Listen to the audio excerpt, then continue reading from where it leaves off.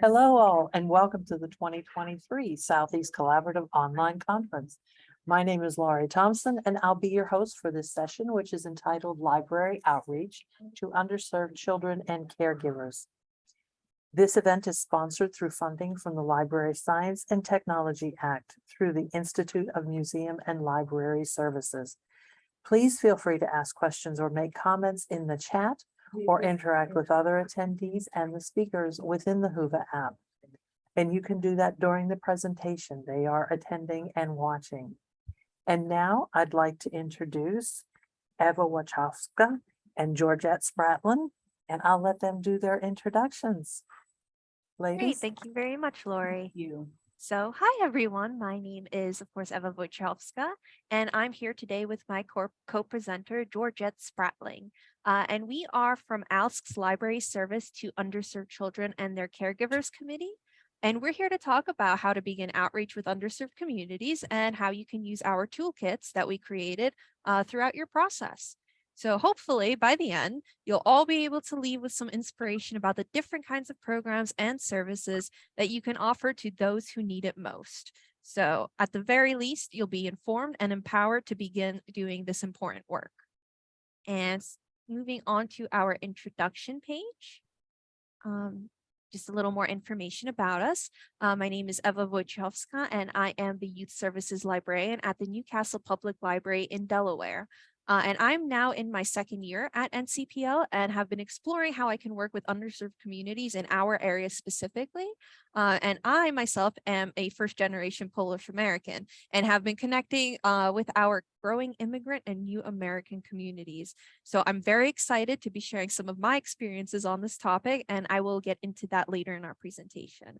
But yeah, in general, as one of the newest members of this committee, I've been utilizing many of the same toolkits that we'll be sharing with you today. So I hope you find this presentation and our resources as helpful as I have. Hello, everyone. My name is Georgette Spratling. I have been in library services since about 2017. I started off as a programmer, and now I am the library manager and youth services librarian here at the North Miami Public Library. I'm pretty much going to be talking today about the type of programming that we do here at the North Miami Public Library for the type of community that we have, which is an underserved community or population. So you'll be able to know exactly what it is that I do and how I utilize and add to the toolkits that we have made available to you guys in this presentation.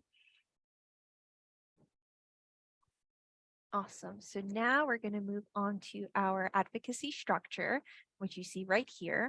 And we want you to feel inspired and empowered to work with underserved communities. And this is where we recommend that you start with that.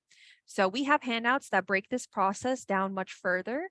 But I'd like for you to consider these as the 3 main steps that will guide you when you first start out.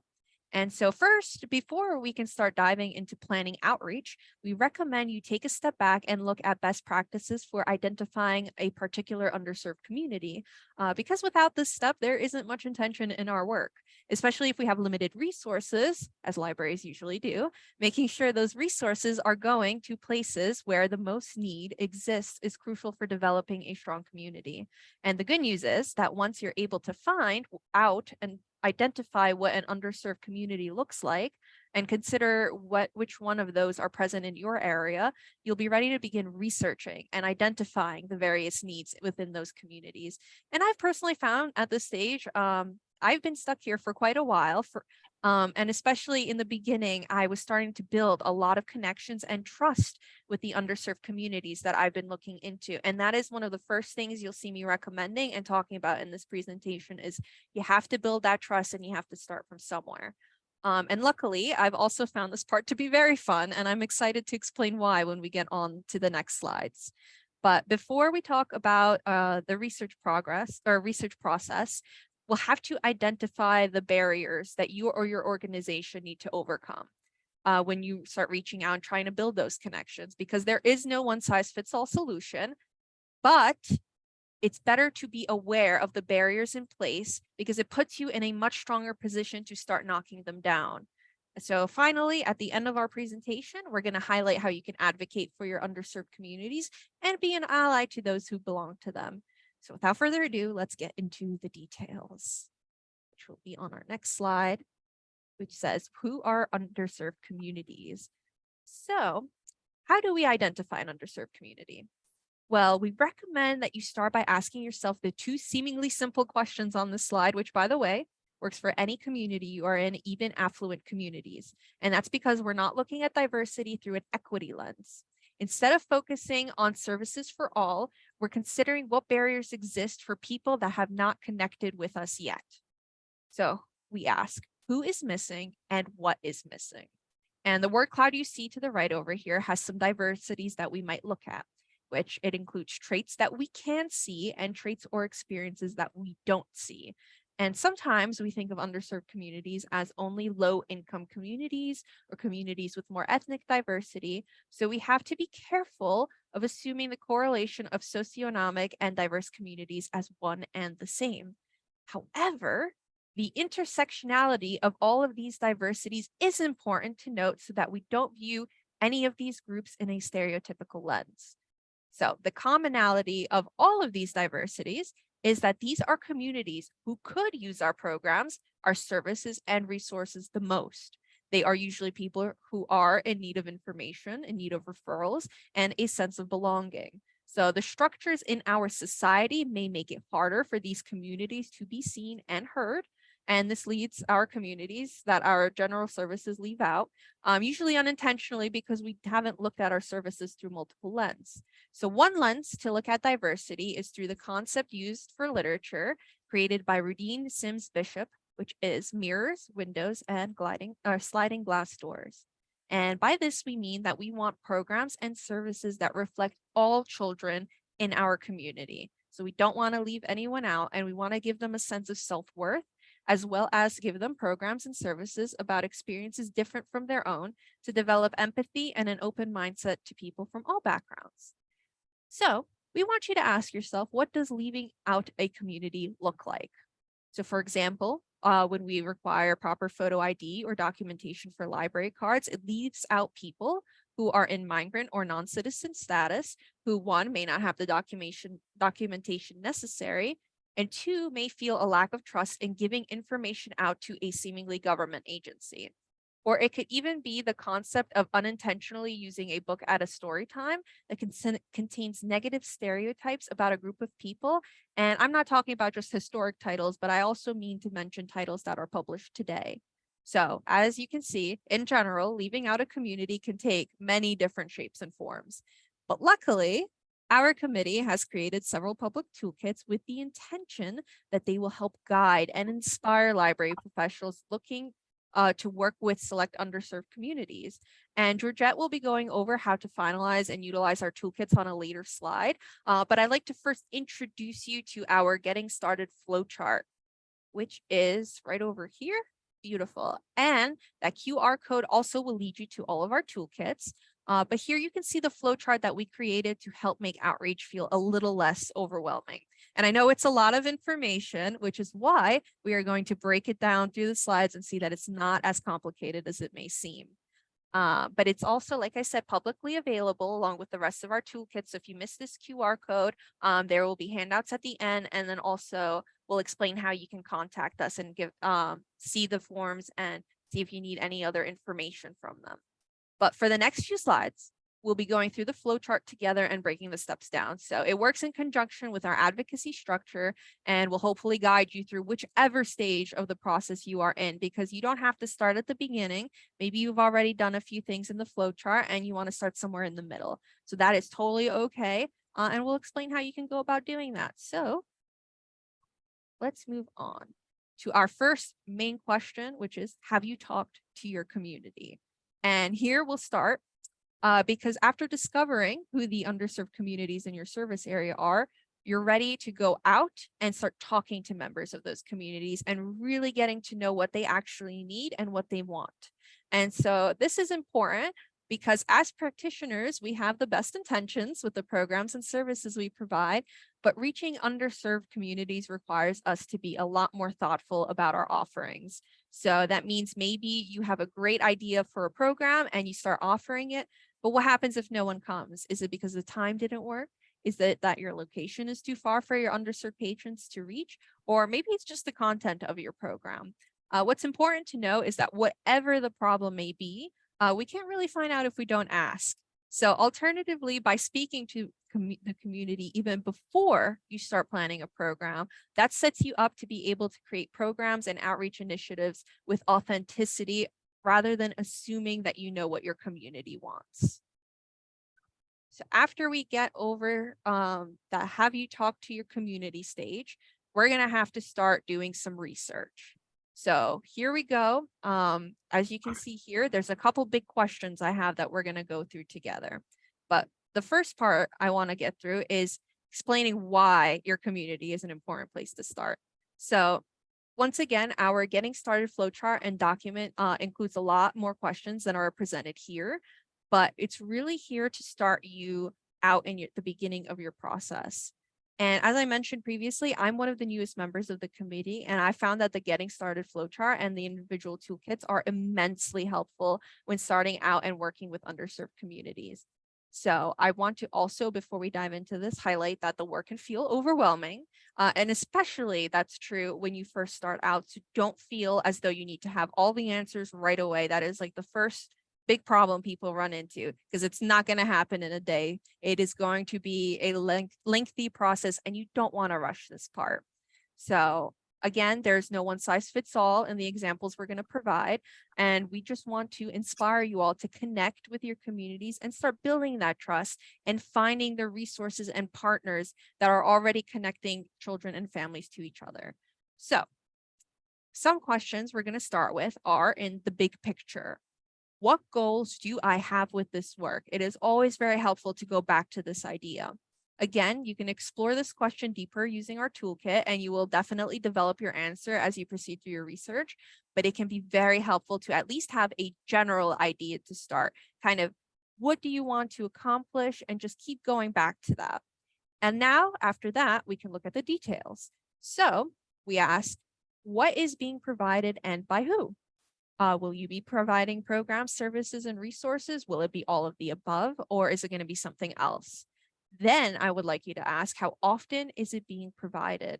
So will this be a one-time program or service, or a recurring thing throughout the year? Will there be anyone else conducting these programs, or will it be yourself, a youth aid, or help from outside partners?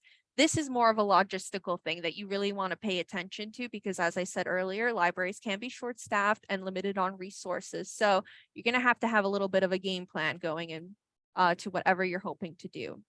But finally, on this stage of the process in research, I'd like you to look at the bottom for partners. So ask yourself, is there anyone I'm partnered with already that can help? Or who else is doing similar work in my community that I can connect with? And it's really okay not to have all of the answers at this stage, even before reaching out to your potential partners. Because in fact, you may not have many ideas to start, and you might discover a path forward after you start speaking with others. So no matter the path you take, it's important that your research takes you outside of the library. You heard me, you have to go out there and talk to the people that you want to work with, because you can find the answers to your questions by going out, by connecting and building that trust. And you can do this with discussions with patrons in the library, by joining committees in the community, going to community events, and all things like that. So again, no matter the method, it's important that you're making these authentic connections by speaking directly to members of the community you're hoping to help and the people that are already working with them.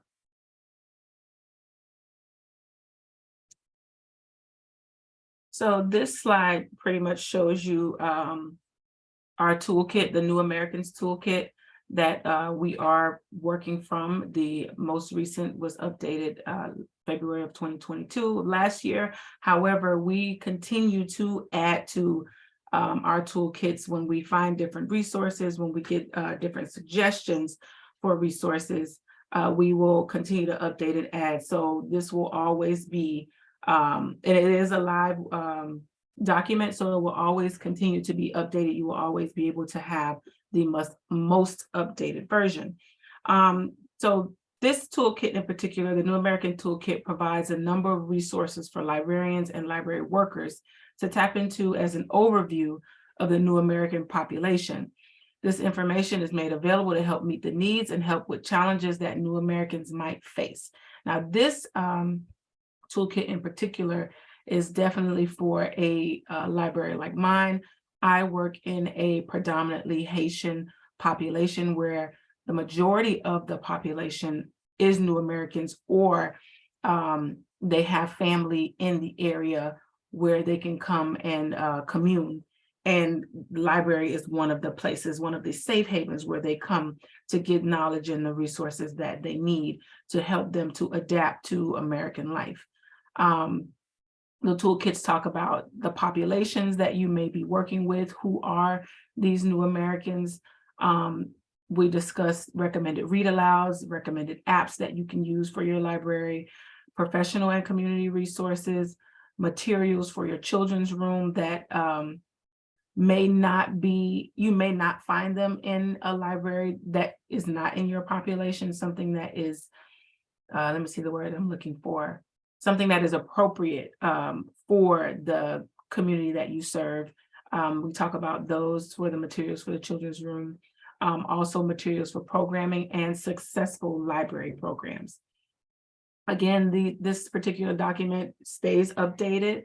In the end of the presentation, there we do talk about how if you have any suggestions once you've gone through and see what it is, what that we do and how we do it, if you have something that you think will be a great resource for those who work with New Americans, by all means, please contact us, let us know. We'll bring it up to the committee and discuss it to see if it is aligned with the goals that we have for these toolkits.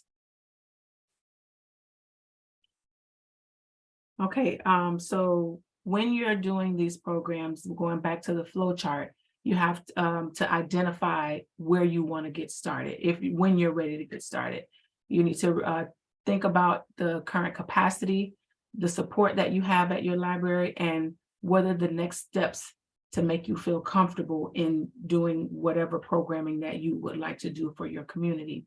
And the biggest thing is to bring it up to the higher ups in your library or to the library board to get them to buy into what it is that you would like to do for your community, or what it is that your community needs.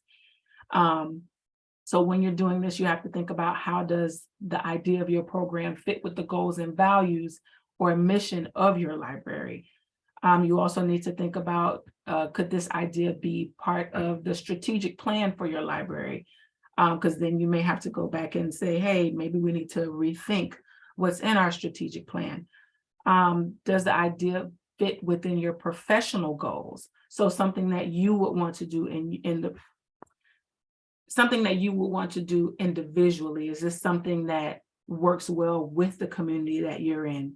A lot of times we have these grand ideas of what we think may be good for the community, but going back to what Eva said, you have to think about what's best for the community and what they want and what they need, and not what you think you may need for them, because that can raise a lot of cultural questions, or again, you may think something is good for someone because of your background or what you feel like it may bring to them, but that community may not need that, or it may not work well for that particular culture. And sometimes you may just need to do it. Go ahead and start the program if you can, and let them see what it is that you're bringing to your community, what it is that your community needed. You answered the question, and look how this is working out for the community and for your library. Use the information from your research that you've already done, or SWOT analysis, to support your position. Have the research, show them what it is that you did, show them what it is that you're doing. How will it affect the community? How will it benefit the community? How will it benefit your library? And usually that's what would get them to say, okay, yeah, let's go ahead and do this. That is a great idea.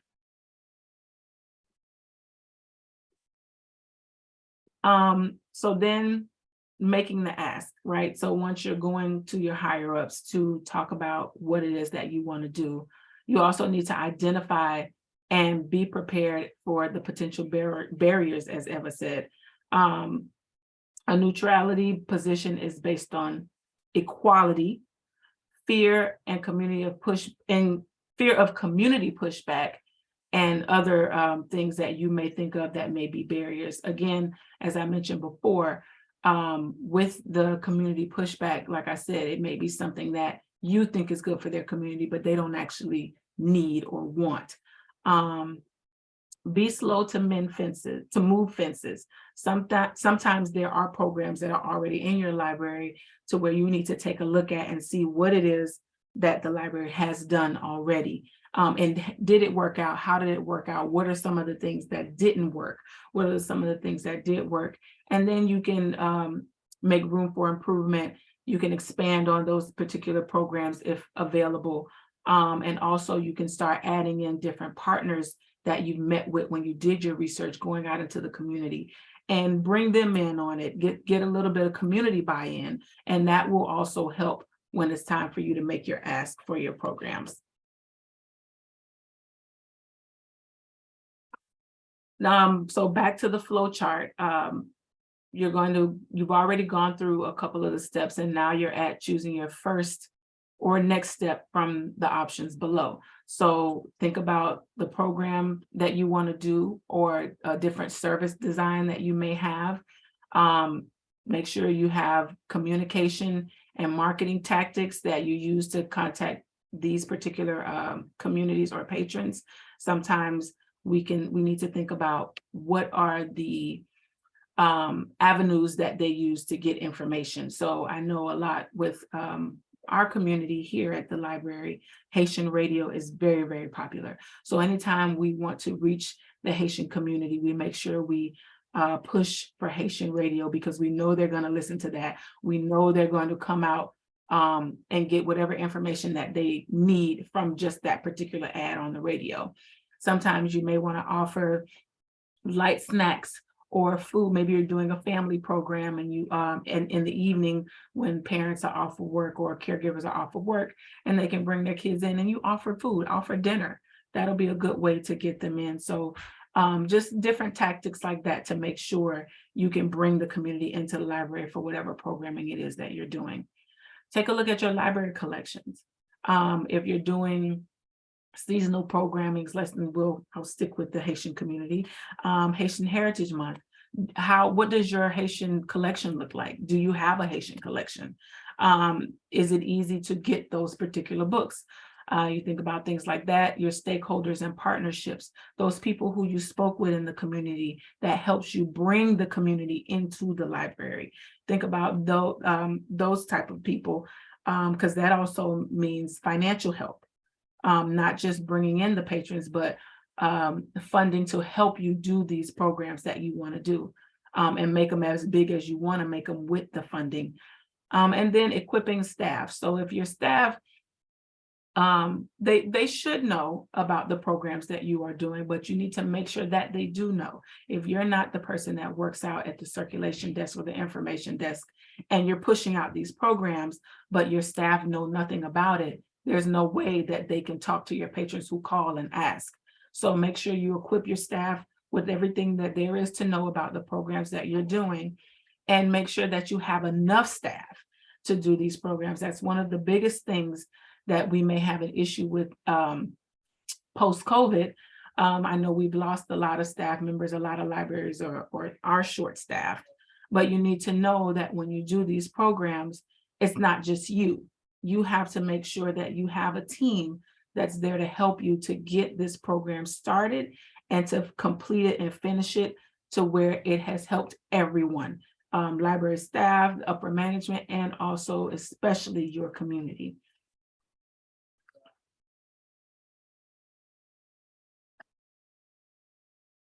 All right. Georgette, do you mind going to the next slide for me just real quick?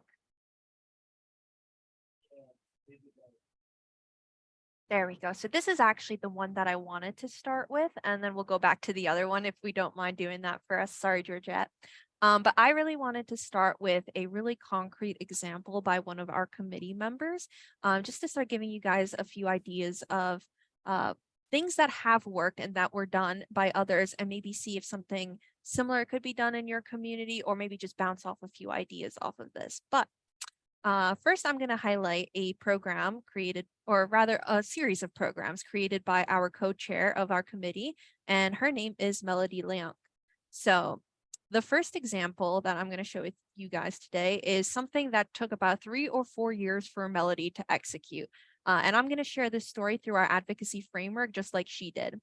So number one, when she first started working in a rural community in Washington state, she knew that there was a large Spanish-speaking population through the census. However, she didn't know that there was also a vibrant migrant community that lived nearby year-round. So by talking to people from that community, once again, going directly to the community, she learned about some key barriers for the population, which likely she would not have found out, again, without talking to the community.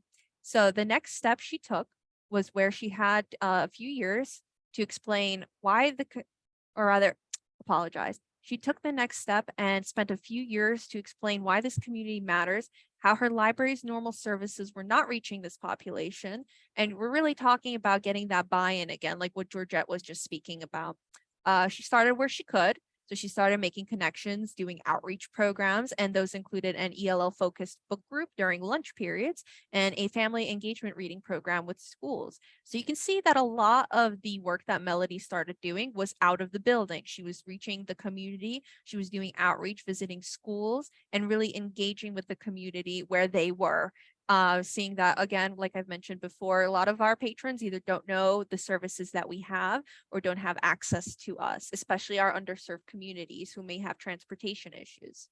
So again, after she obtained stories and statistics from these outreach programs that she first started doing, she was able to obtain buy-in with her organization, which really helped her summer outreach idea.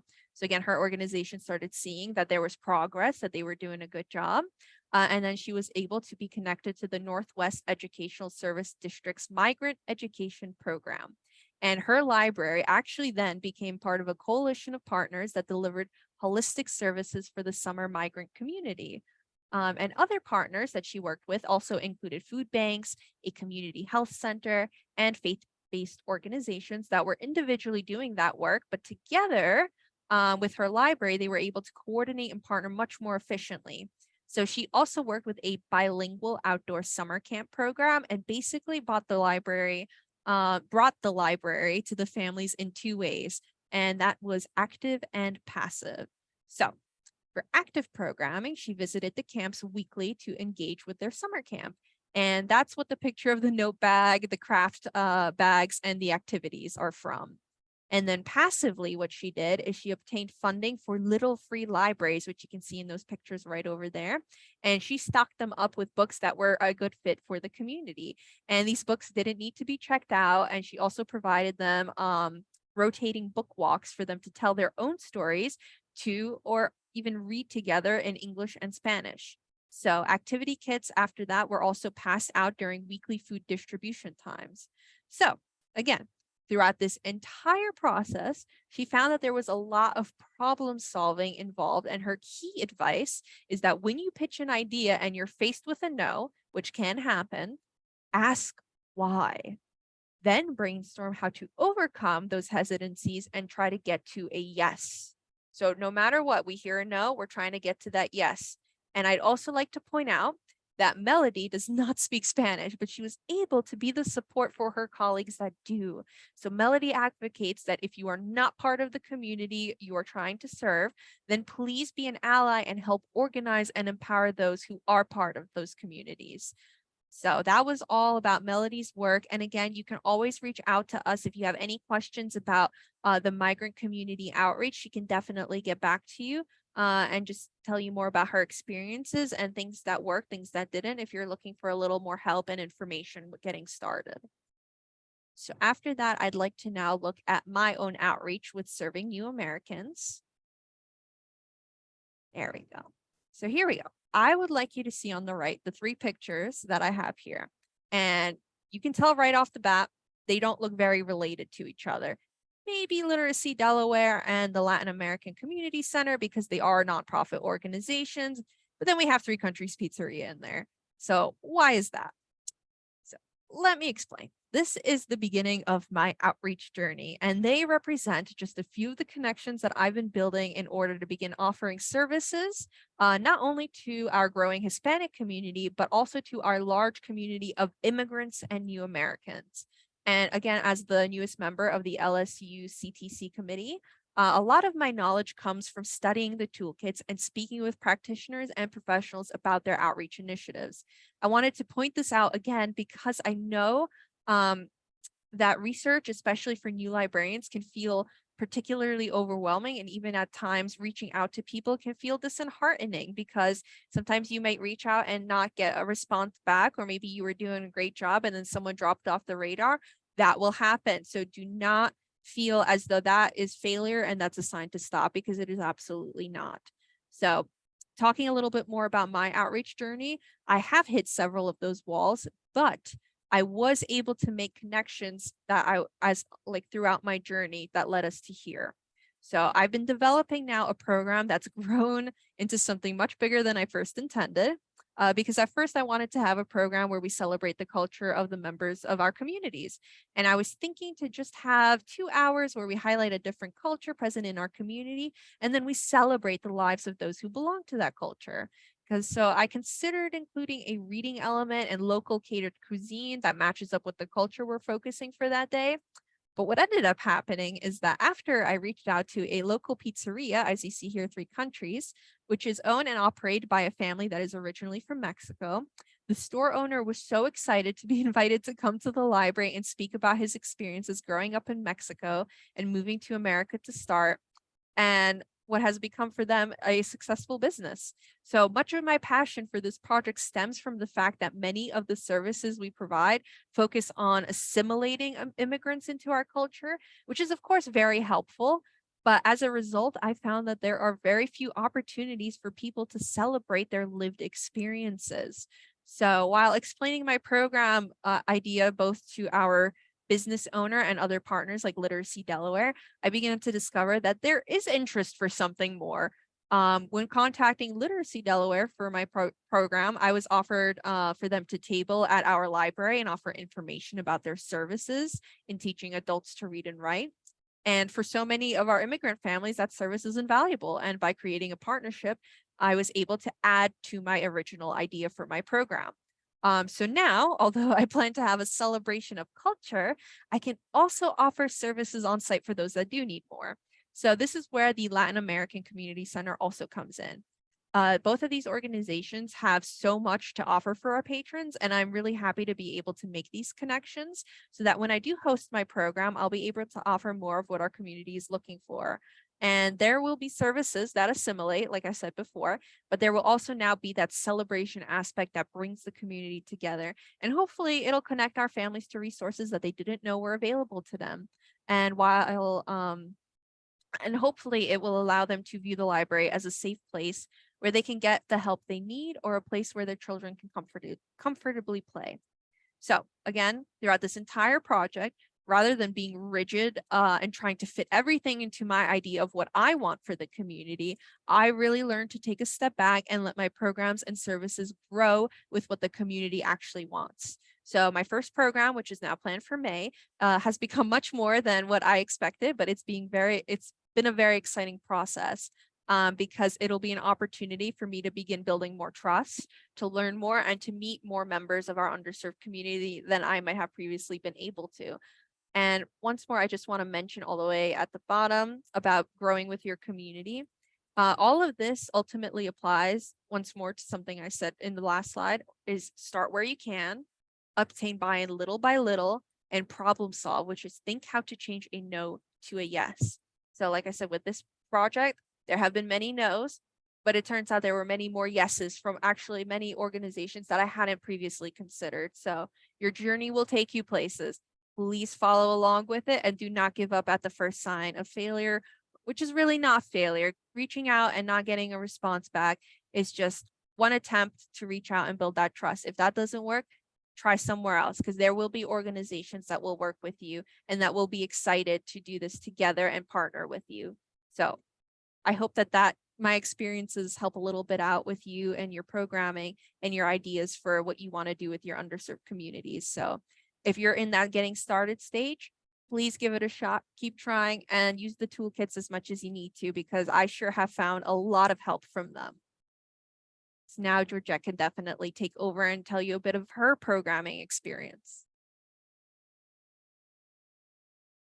Okay, so I just want to start out by saying I don't know if some of you may know or may be in the Miami area, but what we have in Miami-Dade is the Miami-Dade County Library System. And that particular system has 49 different libraries up underneath that one umbrella. However, the library that I work at is a municipal library, so we are ran by the city government. So we have a little bit more flexibility when it comes to programming. So I know some of you may be saying, oh, well, it's not easy to do these types of programming, because I know a lot of your programming comes from the top and just kind of trickles down. But sometimes, if you do have an idea for a program, it doesn't hurt to shoot an email to the person who does the programming, and you guys can start working together. So that is definitely one barrier that I don't necessarily have to deal with, but I know that a lot of libraries do. So I just wanted to put that out there.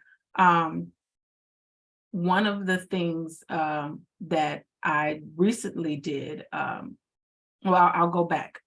So because we are a municipal library, we do have self-published authors that will come into the library every now and again and introduce their book. They want their book to be put in the collection, so that way it can be checked out and they can be seen, their books can be seen and be read. So I made it a point a couple of years ago to make sure that for whatever program I wanted to do, I reached out to local authors, so that way, they have a community that they know supports them. So this past week, as some of you may or may not know, was Black Children's Book Week.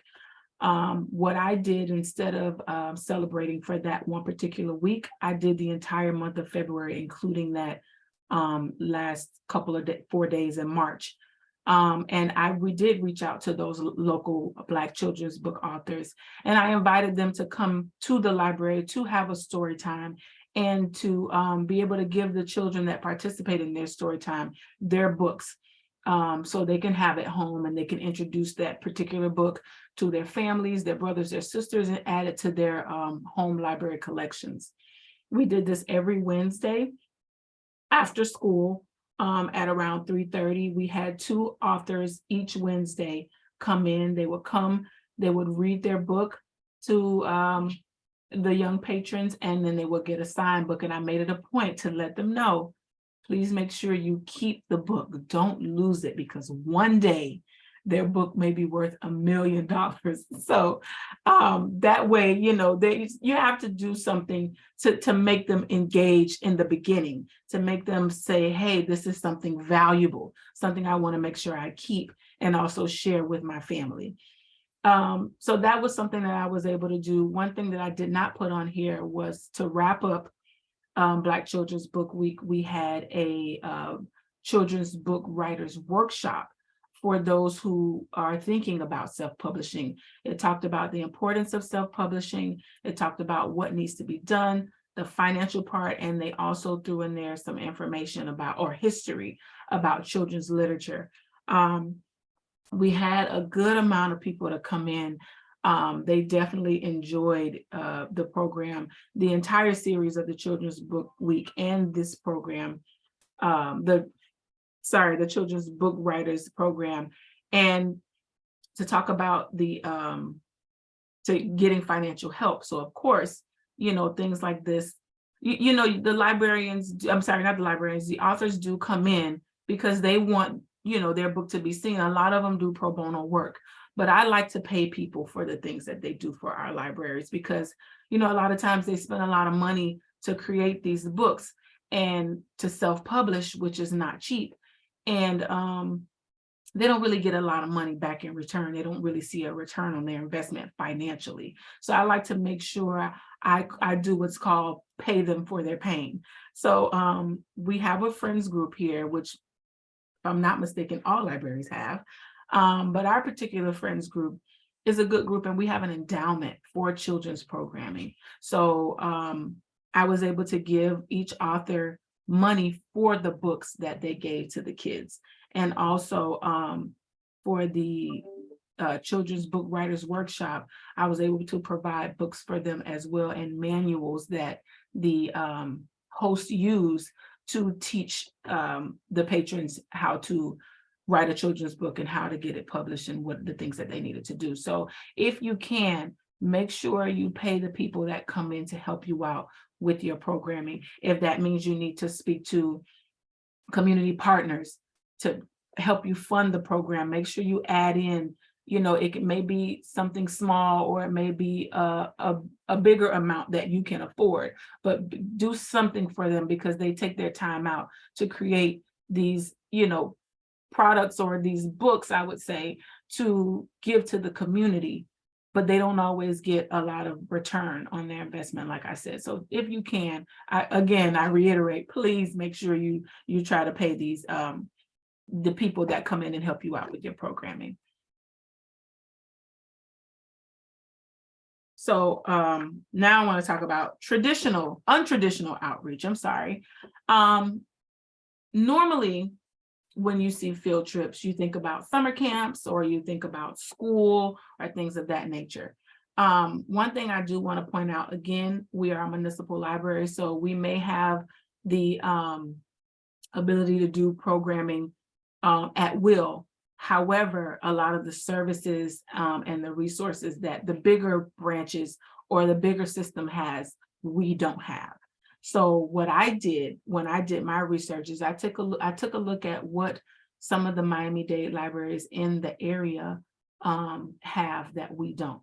And one thing that they have that we don't are passes to different historical places or museums and things like that, where, just like a book some of your libraries may have, you can check out the pass for your family, take your family to the zoo, take them to the museum, take them to national libraries, national landmarks, anything like that. And then you return it, and then, the next family can come and check it out like that.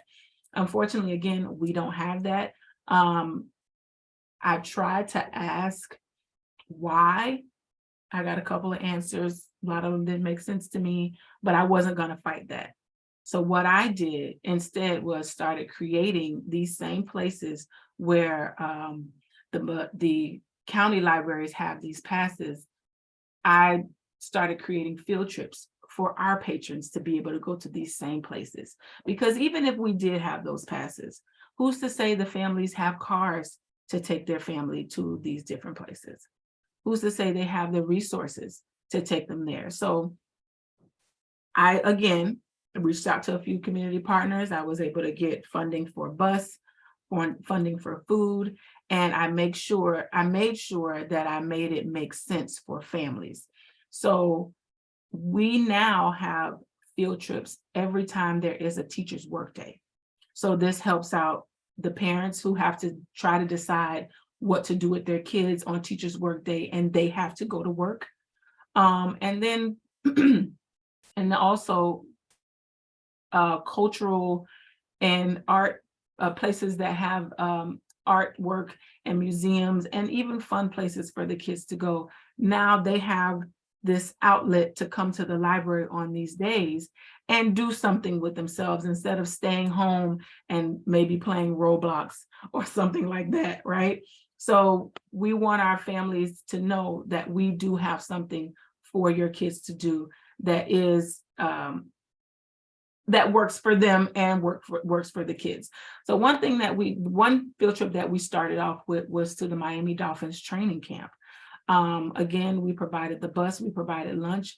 We made sure, please, if you want to go ahead and replicate this program, make sure that you have these permission slips with insurance to make sure that the kids are safe and that the parents know exactly where they are.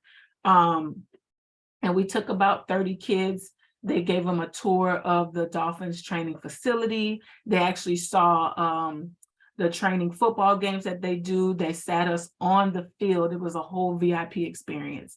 They sat us on the field where the football players were. As you can see in the picture to the far left, they came and they signed T-shirts. They signed whatever pamphlets that they had. It was a great time. The kids really, really, really enjoyed it. And I had fun being able to plan this for them. The last field trip that we did was to a place called the Homestead Cybrarium. And the Cybrarium is a one-of-a-kind library that breaks the mold of traditional learning. These types of libraries, they still have the same books that you can check out. But they also have STEM projects for the kids to check out. They have a virtual reality cube and also some things on the outside for them to do virtual reality. They have, I don't know what it's called, and I should know this, but there's a table that you can sit at and you can play games on the table with a partner. They have all of these new technologies that our patrons wouldn't have access to. And it's not close to us. It maybe was like a 45-minute drive, but it was all worth it to have these children to be able to experience something they would have been able to experience otherwise. Again, we fed them, brought them back to the library. Those parents who were there to pick them up immediately went ahead and picked them up. Those who weren't, we put on a movie for the kids to watch. If not, they sat and read books and things like that. So it's a great idea to make sure you try to tie in these programs to make sure you help the kids and the families.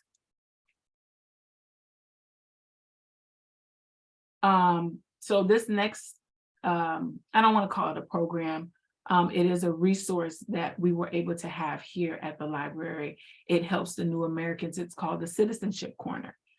Now, the Citizenship Corner was put here to help those, again, like I said in the beginning, who just moved over here from a different country. They're looking for information on how to become a citizen, different classes that they can take, information on the exam that they need to take, practice exams, all of those things that they need to know, and access to City Hall and things in City Hall, like passports and things of that nature. All of this is held in one place in the library, where they can go at will to get whatever information it is that they need. And of course, it's right next to the information desk where they can ask questions, again, informing your staff on all the programs that you have. They can ask the staff at the desk questions that they will be able to get the correct answer to. And if we don't have the answers, we know who to reach out to get them the answers. We try to never turn away our patrons with a "I don't know" or a "no." If we don't know, we'll find someone that has the answer for the patron. So that is the best thing to do. And again, I just want to go back to this. I can't stress enough customer service when dealing with this community, or these types of communities, the new Americans. Customer service is very important. From my experience, they already have a preconceived notion to not trust what may be considered a government entity. You want to try to make them feel comfortable. Don't turn them away again with a no.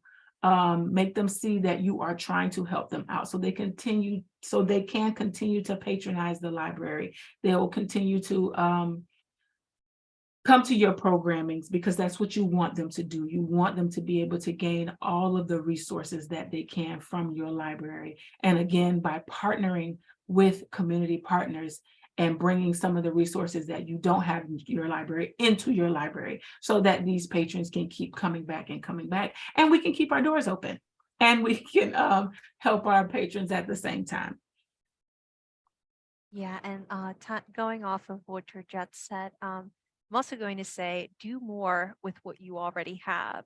So you might want to try adapting your existing programs to work better for your underserved communities. And coming from a smaller library, we don't have many resources. So it's very helpful to see what we already have that we're offering our patrons and see if there isn't a way that we can make it work better for our underserved communities. So one example I want to show you guys that I wrote up here was sensory story times. So there are a lot of programs like sensory story times that are developed primarily for neurodivergent children, and they're wonderful. But one thing that I've heard from our own patrons are that families like being included in the regular story times and programs too. So for example, I had a family that really wanted to attend a regular story time that only attended the sensory story time. So one way to adjust to a regular story time is to just make more visual cues that will be helpful for those children, try to include a little more interactivity. And then instead of having to have two separate programs, like a separate sensory story time and a separate regular story time, you can just make it all regular story time and just include those parts that make your program more inclusive. Alternatively, it's also good to have a separate sensory story time if you have the staff to be able to do both. Absolutely. But if you don't have the availability to do both, it's much better to try to be inclusive, to try and include as many people into your programming as possible so that anyone that maybe even belongs to an underserved community does not feel like they're being excluded because of where they come from, how much their transportation, anything, no matter what it is. We just want them to feel like they can be part of the regular group as well. So that was another suggestion for things that you can do. But then we have a little bit of information here on our opportunities slide. The only one that I really want to cover with you is the Alice Candlewick Press, which is the Light the Way grant. And that grant gives a $3,000 to assist in programming like what we're talking about, because it's specifically for underserved communities. So applications ended for 2023, but I really want you to bookmark this one if you have any interest in working with underserved communities, because this grant is specifically made for that. So do not pass this up next year. And okay, so we're probably going to move a little fast here because we're a little pressed Yes. for time. So also consider tapping into your local community groups. Like I said, your friends group, I know they do a lot of advocacy for libraries and a lot of fundraising, and some of them may have endowments or can apply for grants for your programming. Definitely take a look at that, or talk to your friends group about that. Partner with local organizations. I know some of them that we partner with are the Chamber of Commerce, some fraternal organizations, and then also make sure you not just partner for funding, but partner for attendance. A lot of, I would say, after school care programs that are in the community, try to create a partnership to where they bring their kids over during the after school program for a story time or for a program that you have for young children or for teenagers. Just have them bring them over to the library, or you can advocate for having a bus from a partner to bring over kids to do these type of programming. That way, again, so you'll definitely have attendance for some of your programs. So running through this one just a little bit. I see there's our flow chart. Awesome. So this is our reflection, and it is at the bottom of our flow chart and intended to be used as a reflection for you. So I just wanted to say as my final note that sometimes the hardest part really is getting started. So when you get to reflection, I want you to think about, are you ready, first of all, to take on a new element of the population? And it's okay to say no. If you're overwhelmed, you have a lot going on, you can say no, but the flowchart says still reflect on your progress, your victories, and then keep your underserved communities in the center of your work. So when you're ready to start doing something more, that is where you're going to go. You're going to go and put the community back in the center and go from there. And then also the flow chart asks you, is there more to explore for your population? If there is, you keep going and you go back to that research. You start at the top of the flow chart and you make your way through it. But again, it can be hard to start, but just this is why we have these toolkits. This is why we give these presentations, because we want you to be comfortable with this kind of work and have a more defined starting point, because it can be hard to find a place to start, especially if you've not done it before. But again, saying all that and the being comfortable, we want to also help by being available for questions even after this presentation. So you will see coming up soon, our contact information. And please do not hesitate to reach out to any, honestly, you'll be reaching out to all of us if you reach out to that email. So we will all take a look and see if any of our experiences or anyone here can help and answer your questions further. And I just want to say, make sure you find support. To me, this is the most important thing. You need support. Support, support, support. You cannot do this on your own. And it's not good to do it on your own, because it is always good to have different mindsets or different ideas, so you can make sure that you capture everything and everybody in your community. You want to be able to bounce off ideas on other people, not just yourself. So find support. And now we just have the big picture. So at the very end, take a look, see what you've done. And again, it's part of our last flow chart that I showed you. This circle is important because here, as you can see, we're putting a community, a particular community, in the center. That's what we always want to do with this kind of work, is put them in the center, and everything around that you see in the yellow circle those are the things we want to work on for serving our particular community. So think about if there are other programs, other outreach, things you can add to your collection, services or partnerships you can offer, partnerships you can make, anything at all like that. And you're just going to look at it again with the community centered. And one last note before we finish the presentation, I also just wanted to say, don't forget to celebrate your victories along the way, because you will have them. Take a moment and enjoy them. Because I'm sure all of you that are attending have done things that you're proud of in your library. And some of you maybe even have a larger vision that you hope to achieve. So let yourself bask in those little victories, because they are the things that are going to give you the energy you need for when the next opportunity arises. And so Georgette has all of our information here. So please keep our email in mind. Let us know if you need anything, share us suggestions, updates, or thoughts with us. And then again, is the QR code for our handouts. So yeah, thanks so much for being here. And we'd like to invite you now to ask any questions you have for us.